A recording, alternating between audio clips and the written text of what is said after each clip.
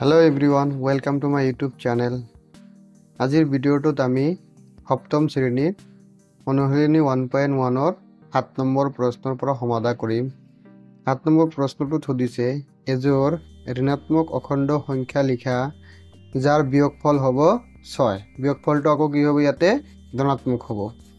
গতিকে কিছুমান ঋণাত্মক অখণ্ড সংখ্যা লিখি লৈছো যেনেকুৱা -14 আৰু -20 এই দুটাৰ বিয়োগফল কি হ'ব লাগিব 6 হ'ব লাগিব। গতিকে -14 টু -14 থাকিল আৰু মাইনাস আৰু মাইনাস যদি আমি পূৰণ কৰোঁ তেনেহ'লে কি হৈ যাব +20। আগৰ ক্লাছত তোমালোকে অলৰেডি গম পাইছো যে মাইনাস পূৰণ মাইনাস কৰিলে ইয়াৰ পূৰণ ফলটো কি হ'ব প্লাস হ'ব।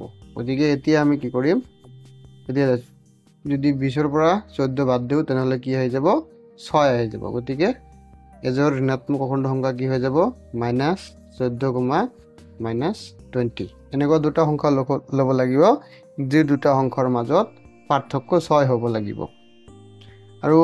আৰু এটা উদাহৰণ লৈ চাইছো -6 আৰু -12 লৈছো। গতিকে -6 to -6 থাকিব, মাইনাস আৰু মাইনাস পূৰণ কৰিলে প্লাস হৈ যাব +12। এই দুটা 12 পৰা 6 গ'লে 6 থাকিব। ইয়াতে ঋণাত্মক সংখ্যা দুটা কি হৈ যাব -6, -12। 3 নম্বৰ আৰু এটা উদাহৰণ লৈছো যেনেকুৱা -20 আৰু -26 ইয়াক আমি বিয়োগ কৰিছো। বিয়োগ কৰিলে -20 to -20 থাকিব, মাইনাস আৰু মাইনাস পূৰণ কৰিলে প্লাস হৈ যাব 26। 26 ৰ পৰা 20 গ'লে 6। ইয়াতে কি হৈ যাব এজোৰ ঋণাত্মক অখণ্ড সংখ্যা -20, -26 হৈ যাব। এনেকৈ তোমালোকে অতি সহজে অংকটো কৰিব পাৰিবা। মই তিনিটা কৰিছো, যিকোনো এটা কৰিলে হৈ যাব।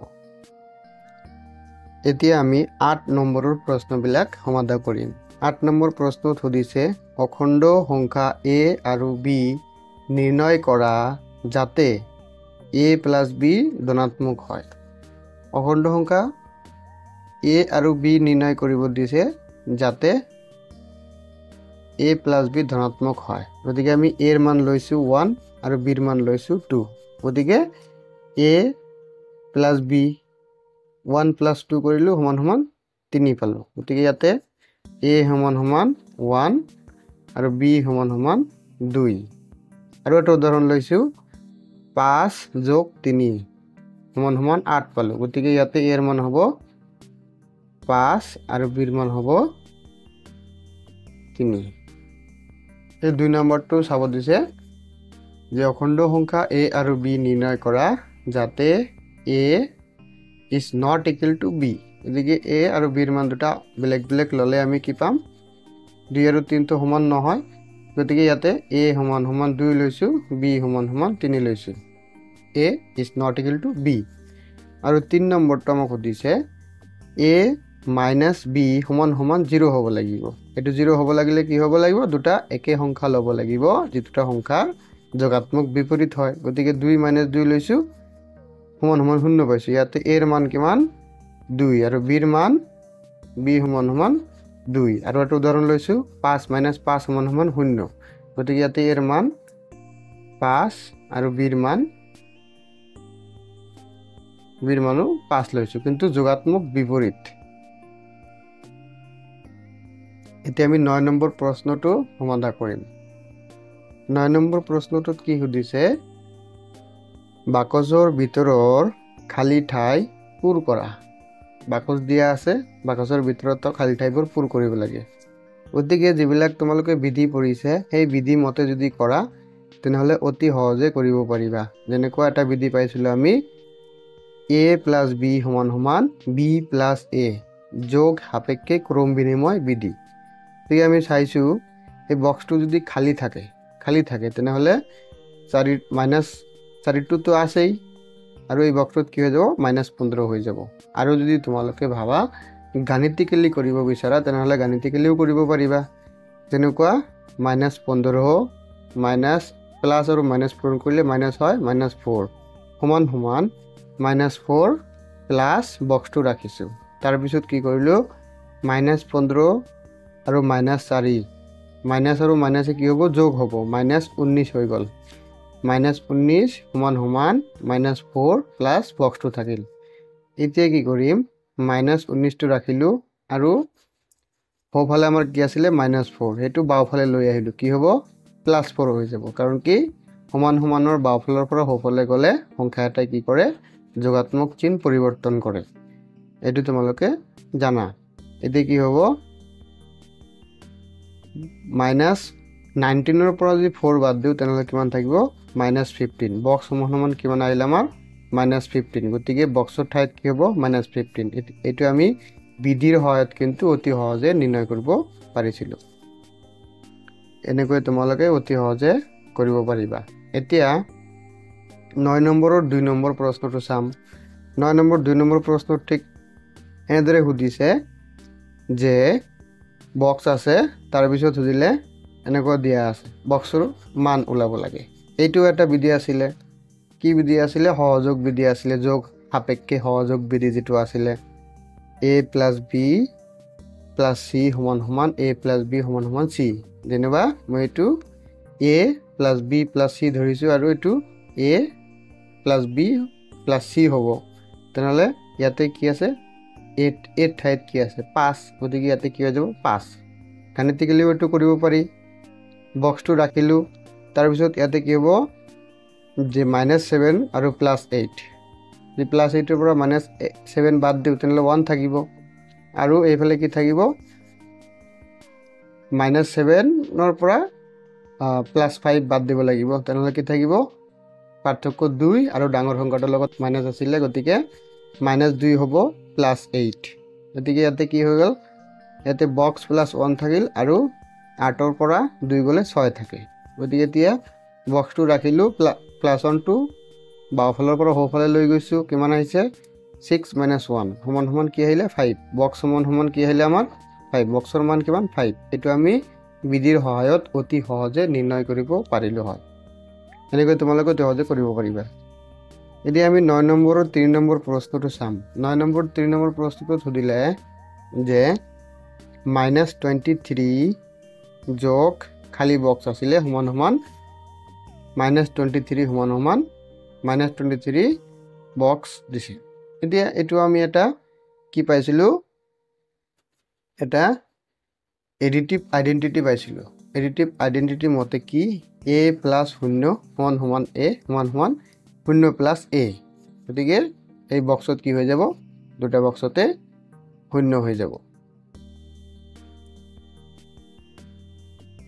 গতিকে এনেকৈ তোমালোকে অতি সহজে অংকটো কিন্তু কৰিব পাৰিবা এতিয়া 9 নম্বৰ 4 নম্বৰ প্ৰশ্নটো চাম 9 নম্বৰ 4 নম্বৰ প্ৰশ্নটোত কি সুধিলে -19 প্লাছ বক্স সমান 27 তো এইটো আমি গাণিতিকলি কৰিম এইটো উত্তৰটো -8 হ'ব গাণিতিকলি কৰি চাম -19 প্লাছ বক্স সমান 27 এতিয়া বক্সটো ৰাখিলোঁ -19 টো বাওঁফালৰ পৰা সোঁফালে লৈ গৈছোঁ +19 হ'ব এতিয়া 27 ৰ পৰা যদি 19 বাদ দিব লাগে তেনেহ'লে কিমান থাকিব 8 থাকিব আৰু ডাঙৰ সংখ্যাটোৰ লগত কি আছিলে মাইনাছ আছিলে গতিকে কি হ'ব মাইনাছ হ'ব ইয়াৰ উত্তৰটো হৈ যাব -8 এনেকৈ তোমালোকে অতি সহজে কিন্তু উত্তৰটো ল'ব পাৰিবা এতিয়া 9 নম্বৰ 5 নম্বৰ প্ৰশ্নটো চাম 9ৰ 5টো হ'ল কি সুধিছে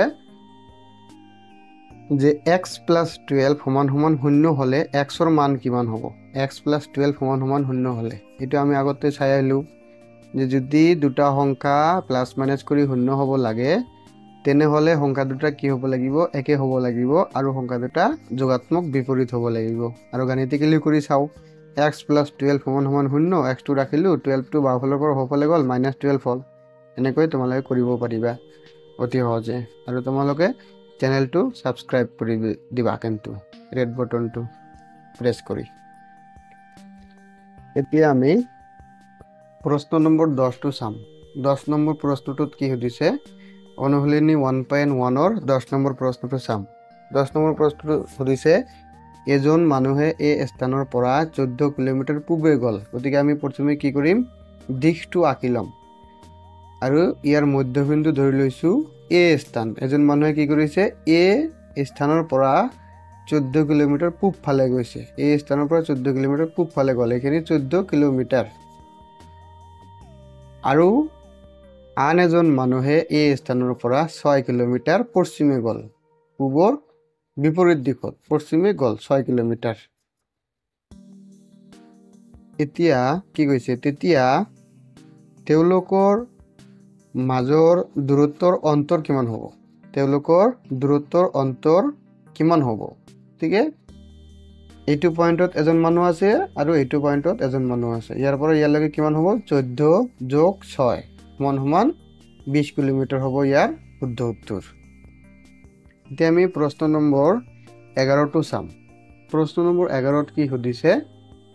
এজন মানুহৰ হাতত 35 টকা জমা আছে, কিন্তু আন এজনৰ কি আছে? 40 টকা ধাৰ আছে। প্ৰথম মানুহজন দ্বিতীয়জন মানুহতকৈ কিমান চহকী? মানে প্ৰথম মানুহজন দ্বিতীয়জন মানুহতকৈ কিমান ধনী সেইটো বুজাইছে। গতিকে এইটো সহজে বুজি পাবৰ কাৰণে মই দুজন মানুহ অংকন কৰি লৈছোঁ। এজন প্ৰথম মানুহ, এজন দ্বিতীয়জন মানুহ। প্ৰথম মানুহজনৰ হাতত 35 টকা আছে। 35 টকা আছে মানে কি? ই প্লাছত আছে, সেইটো হৈছে ধনাত্মক, নিজা টকা। আৰু দ্বিতীয়জন মানুহ কি আছে? 40 টকা ধাৰত আছে, মানে ঋণত আছে, মানে নেগেটিভ হ'ব, মানে মাইনাছ হ'ব। এতিয়া প্ৰথম মানুহজনক যদি আৰু দ্বিতীয় মানুহজনৰ তুলনা কৰোঁ, তেনেহ'লে প্ৰথম মানুহজনক আৰু কি কৰিব? 35 টকা ই আছে প্লাছ 40 টকা ই ঋণত আছে কাৰণে ই বেছি আছে। গতিকে 35 আৰু 40 যদি যোগ কৰোঁ, এইটো তোমালোকে পৰীক্ষাত আকৌ এনেকৈ আঁকি নিদিবা দেই। এইটো তোমালোকে কি কৰিবা? প্ৰথম মানুহজনৰ হাতত আছে 35 টকা। প্ৰথম মানুহজন দ্বিতীয় মানুহজনতকৈ চহকী আছে কিমান টকা? 75 টকা। এই দুটা যোগ কৰিবা আৰু উত্তৰটো পাই যাবা। এতিয়া আমি 12 নম্বৰ প্ৰশ্নটো সমাধান কৰিম। 12 নম্বৰ প্ৰশ্নত সুধিছে, কোনো এটা মঙ্গলবাৰে পুৱা 5 বজাত গুৱাহাটীত তাপমাত্ৰা আছিল 25 ডিগ্ৰী চেলচিয়াছ, কিন্তু বিয়লি 2 বজাত তাপমাত্ৰা 8 ডিগ্ৰী চেলচিয়াছ বাঢ়িলে আৰু ৰাতি 10 বজাত 3 ডিগ্ৰী চেলচিয়াছ কমিলে।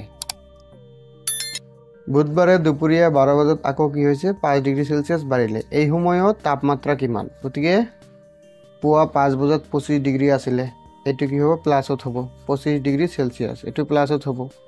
আকৌ বিয়লি 2 বজাত কি হৈছে? 8 ডিগ্ৰী চেলচিয়াছ বাঢ়িছে, গতিকে এইটো প্লাছ হ'ব, এইটো বাঢ়িব, এইটো প্লাছ হ'ব। তাৰপিছত কৈছে 10 বজাৰ পিছত আকৌ কি হৈছে? 3 ডিগ্ৰী চেলচিয়াছ কমিছে, গতিকে 3 ডিগ্ৰীটো কি হ'ব? মাইনাছ হ'ব। আৰু বুধবাৰৰ দিনা 12 বজাত আকৌ কৈছে 5 ডিগ্ৰী চেলচিয়াছ কি কৰিছে? বাঢ়িছে, গতিকে 5 ডিগ্ৰী চেলচিয়াছটো কি হ'ব? প্লাছত হ'ব। এতিয়া প্লাছ মাইনাছ কৰিম। প্লাছকেইটা একেলগ কৰি লওঁ। 35 আৰু 8 আৰু 5, 25, 8 আৰু 5 কিমান হ'ব? 25 আৰু 5 30 আৰু 8 38 ডিগ্ৰী চেলচিয়াছ আৰু -3 ডিগ্ৰী চেলচিয়াছ। 38ৰ পৰা যদি 38ৰ পৰা 3 বাদ দিওঁ, তেনেহ'লে কিমান হ'ব? উত্তৰটো হৈ যাব আমাৰ 35 ডিগ্ৰী চেলচিয়াছ। এই সময়ত গুৱাহাটীৰ তাপমাত্ৰা কিমান হ'ব? 35 ডিগ্ৰী চেলচিয়াছ। গতিকে তোমালোকৰ ভিডিঅ'টো যদি ভাল লাগিছে, তেনেহ'লে তোমালোকৰ ক্লাছ ফ্ৰেণ্ডৰ মাজত ভিডিঅ'টো শ্বেয়াৰ কৰি দিবা আৰু কমেণ্ট কৰি জনাবা তোমালোকৰ ভিডিঅ'টো কেনেকুৱা লাগিছে। আৰু যদি কিবা ডাউট আছে, তেনেহ'লে তোমালোকে কমেণ্ট কৰি সুধিব পাৰা আৰু চেনেলটো ছাবস্ক্ৰাইব কৰি দিবা।